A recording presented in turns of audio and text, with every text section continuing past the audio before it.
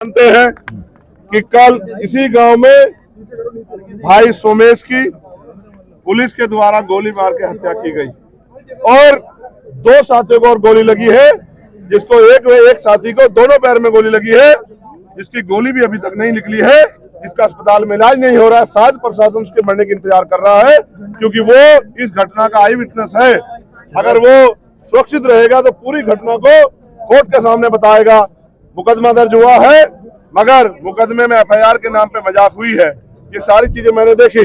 मैं परिवार से मिला, मैंने उनके दुख दर्द पूछे।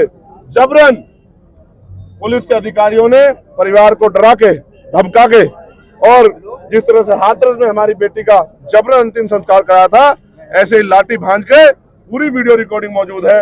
उन्होंने इस भाई का, सोमेश का भी अंतिम संस्कार कर दिया। अब आप समझिए, मैं स्पेशली आपको ये बात कहना चाहता हूं, इस देश में भाजपा राजद के लोग रोज ये कहते हैं कि हम इस देश के संविधान को बदल देंगे। आज ये उदाहरण पेश किया है सोमेश ने शहादत देके कि अगर बाबा साहब अम्बेडकर के पार्क की बात हो तो हम अपने प्राणों के बलिदान दे देंगे। अगर संविधान पे, बाबा साहब अम्बेडकर के संविधान पे आँच आई तो एक सोमेश नहीं, लाखों सोमेश बलिदान देने के लिए तैयार है। ये भी आरएसएस भाजपा के लोगों को एक चैलेंज है जो कल यहाँ से मिला है। लेकिन आप ये महसूस करो, एक इतना इनमेच्योर अधिकारी एसडीएम के रूप में, जिसने आते ही जेंट्स पुलिस से महिला, जो यहाँ की गांव की महिला आई थी, उनपे लाठियां भंजवा दी और फिर उस खिड़की से दो पुलिस वाले चढ़ के गोली मारते हैं, जिनके नाम भी गांव के लोगों ने बताया कि वो पहले से मौजूद थे। एक का नाम ऋषिपाल है, दूसरे का नाम आदेश चौहान है। दोनों लोगों ने गोली चलाई और गोली सर में लगी। आप ये जानते हैं, अगर लॉ एंड ऑर्डर मेंटेन करने के लिए बहुत हालत खराब हो जाए, सिचुएशन क्रिटिकल हो जाए, तो पैरों में गोली चलाई जाती है, सर में गोली तब चलाई जाती है जब सामने से भी कोई इस तरह की स्थिति हो जाए। लेकिन यहाँ तो कोई स्थिति नहीं थी, यहाँ तो किसी पे पत्थर भी नहीं था, डंडा भी नहीं था, सब लोग पार्क में थे, मिट्टी थी। इसका मतलब जानबूझ के हत्या करके हमें नीचा दिखाने के लिए, हमें हमारी औकात दिखाने के लिए गोली चलाई गई। क्योंकि उत्तर प्रदेश की जो सरकार है वो दलित हितैषी होने का वादा करती है, लेकिन उनका असली दलित हितैषी होने का जो असल है, सच्चाई, वो आपने देखी। प्रधानमंत्री जी बाबा साहब की बात करते हैं, मुख्यमंत्री बाबा साहब की बात करते हैं, लेकिन उसी बाबा साहब के पार्क की जमीन पे बाबा साहब का बोर्ड नहीं देख पाई भाजपा सरकार, और उनके पुलिस को आदेश दिया उन्होंने कि गोली चला दो। ये सब हमारे सबके लिए बहुत दुख की बात है। कितना अन्याय जो है दलितों के साथ उत्तर प्रदेश में हो रहा है। और पहले तो अपराधी इस काम को करते थे, कमजोरों को, दलितों को, मुसलमानों को, पिछड़ों को, आदिवासियों को मारने पीटने काम करते थे। आज तो पुलिस ने गोली तान ली है। तो मुझे नहीं लगता, जब रक्षक भक्षक बन जाएंगे तो फिर न्याय कैसे होगा। अभी बहुत सारी मांग जो परिवार के लिए गांव के, देहात के जिम्मेदार लोगों ने रखी है, जिनमें हमारी मांग है उस जिलाधिकारी के खिलाफ मुकदमा दर्ज करके उस पर कार्रवाई की जाए, उसको नौकरी से बर्खास्त किया जाए। क्योंकि आज तो उसने गोली चलाई इतनी छोटी सिचुएशन पे, कल हो सकता है वो और बड़ी घटना करा दे और कितने लोगों की जान चली जाए। ऐसे इनमेच्योर अधिकारी को कोई तुक नहीं बैठता कि वो कुर्सी पे बैठा रहे।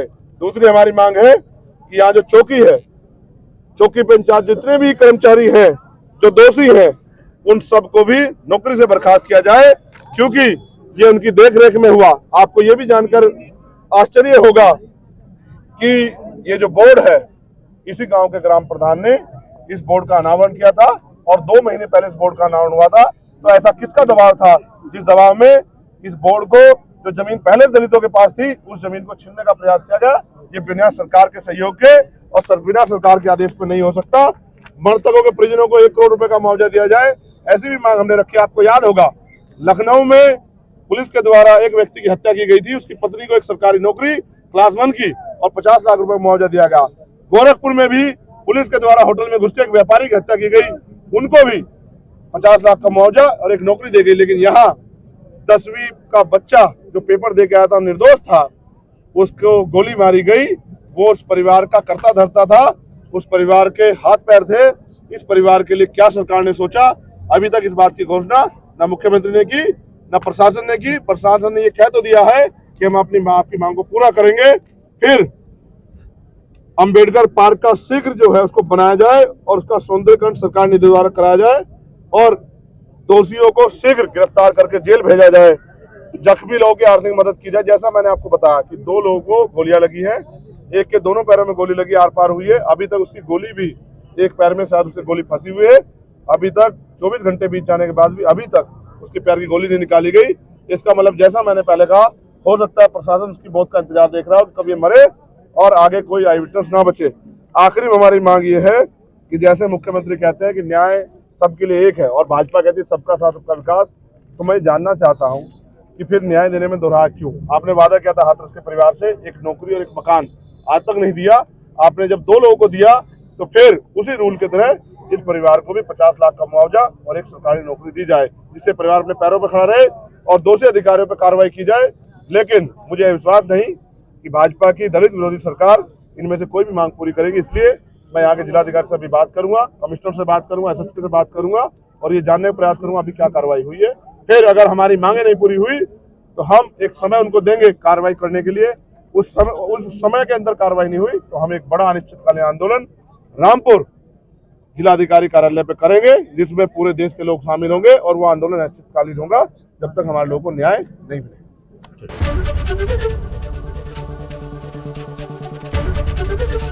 ABP गंगा, खबर आपकी, जुबान आपकी।